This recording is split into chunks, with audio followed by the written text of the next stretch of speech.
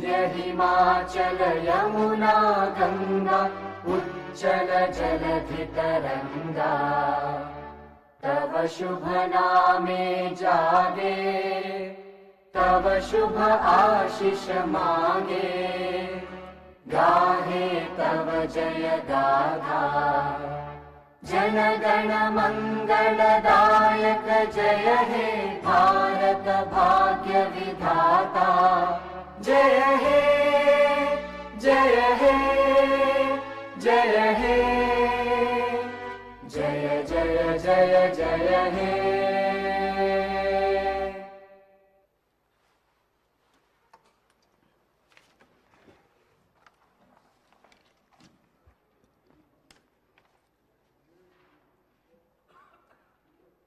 All the papers are deemed have been laid on the table of the House.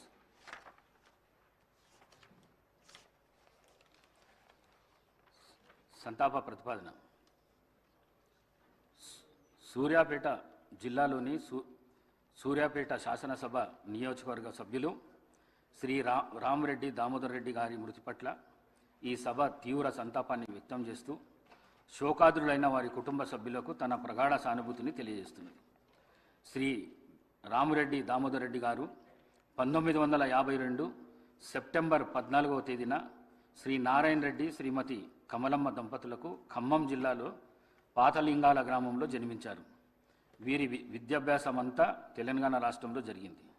వీరు arts and science college Warangal నుండి graduation పట్టా పొందారు. వీరు degree పూర్తి చేసిన అనంతరం శ్రీమతి ఇందిరాగాంధీ పిలుపు మేరకు కాంగ్రెస్ పార్టీలో చేరారు. వీరు 1985, 1989, 1989, 1994,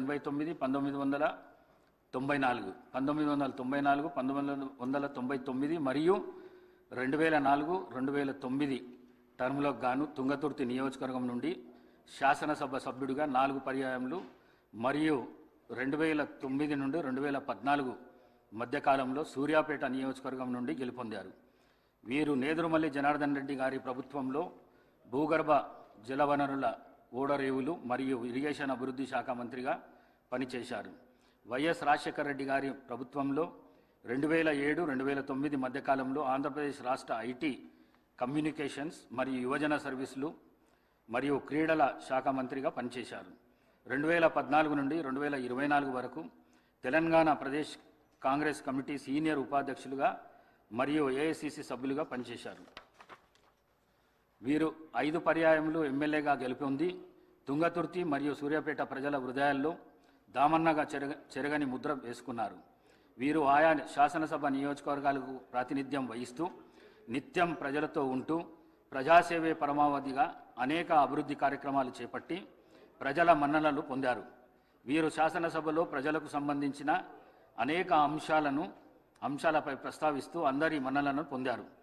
వీరు 73 సంవత్సరాల వయస్సులో 2025 అక్టోబర్ 1వ తేదీన పరమపదించారు.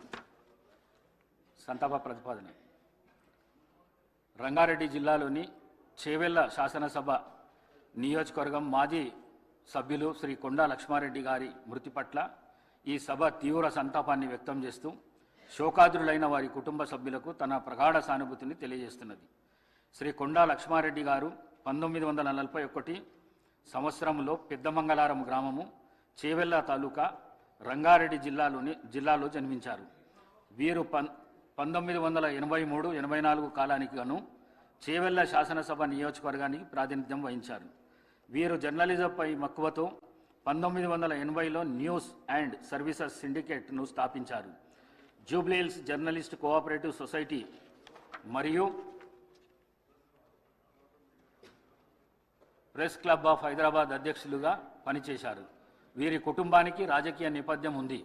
వీరి తాతగారు శ్రీ కొండా వెంకటరంగారెడ్డి గారు ఉమ్మడి ఆంధ్రప్రదేశ్ రాష్ట్ర ఉప ముఖ్యమంత్రిగా పనిచేశారు. వీరు ఎమ్మెల్యేగా గెలుపొంది చేవెళ్ల ప్రజల హృదయాల్లో చెరగని ముద్ర వేసుకున్నారు.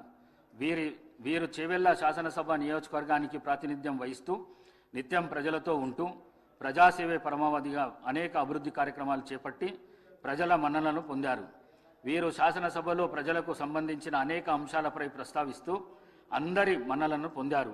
వీరు ఏఐసిసి ప్రతినిధిగా, ఏపీ స్పోర్ట్స్ అథారిటీ అధ్యక్షులుగా మరియు గ్రీవెన్స్ సెల్స్ అధికార ప్రతినిధిగా పనిచేశారు. వీరు 84 సంవత్సరాల వయసులో 2025 అక్టోబర్ 13వ తేదీన పరమపదించారు.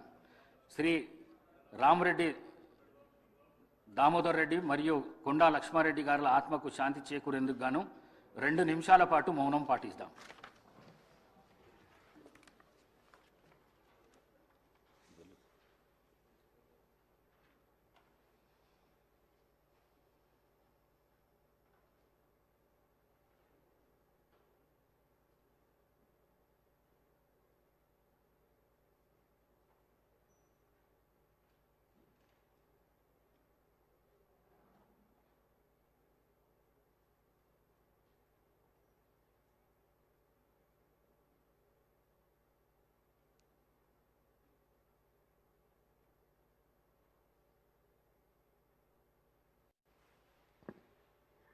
ఓకే.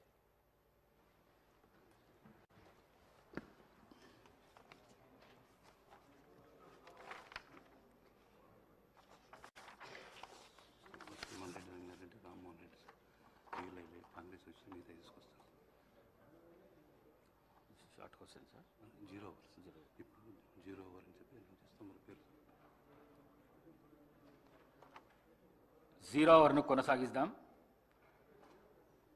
మొదటిగా శ్రీ మల్లారెడ్డి రంగారెడ్డి గారు.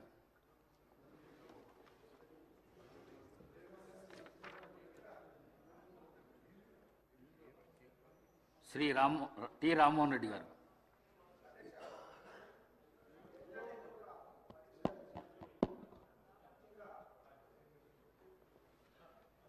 ఎవరైతే ఇన్ సర్వీస్లో ఉన్నటువంటి ఉపాధ్యాయులకు కూడా టెట్ పరీక్షకు కంపల్సరిగా వాళ్ళు రాయాలని చెప్పి ఎన్సీఆర్టీ కేంద్ర ప్రభుత్వ సంస్థ కొన్ని మార్గదర్శకాలు జారీ చేసింది అధ్యక్ష.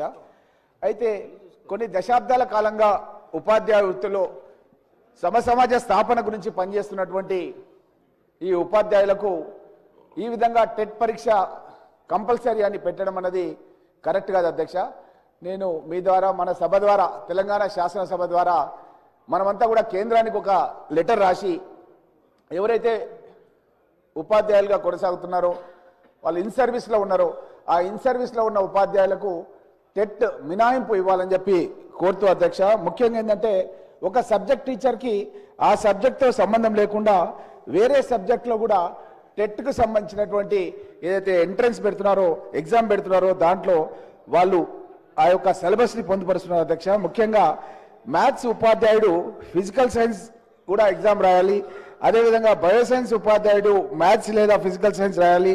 ఫిజికల్ సైన్స్ ఉపాధ్యాయుడు మ్యాథ్స్ లేదా ఈ విధంగా ఉండడం మూలంగా ముఖ్యంగా అధ్యక్ష ఎస్సీ, ఎస్టీ, బీసీ, మైనార్టీ ఇట్లా చాలామంది ఉపాధ్యాయులు వెనకటికి ఎప్పుడో దశాబ్దాల కింద వాళ్ళు సెలెక్ట్ అయ్యి జాబ్ చేస్తుంటే వాళ్ళు ఇది రాయకుంటే కనుక ఉద్యోగం నుంచే తీసేస్తామన్న విధంగా ఆదేశాలు ఇచ్చారు అధ్యక్ష. కాబట్టి మనం వెంటనే మన శాసనసభ ద్వారా, మన ప్రభుత్వం ద్వారా మనం ఒక నిర్ణయం తీసుకొని మన రాష్ట్రంలోనన్నా మినహాయింపు మన ప్రభుత్వం ద్వారానన్నా ఇవ్వాలి, లేదంటే కేంద్రానికి లెటర్ రాసి కేంద్రమైన మినహాయింపు ఇచ్చే విధంగా కృషి చేయాలని చెప్పి మీ ద్వారా కోరుతున్నారు అధ్యక్ష. శ్రీ మల్లారెడ్డి రంగారెడ్డి.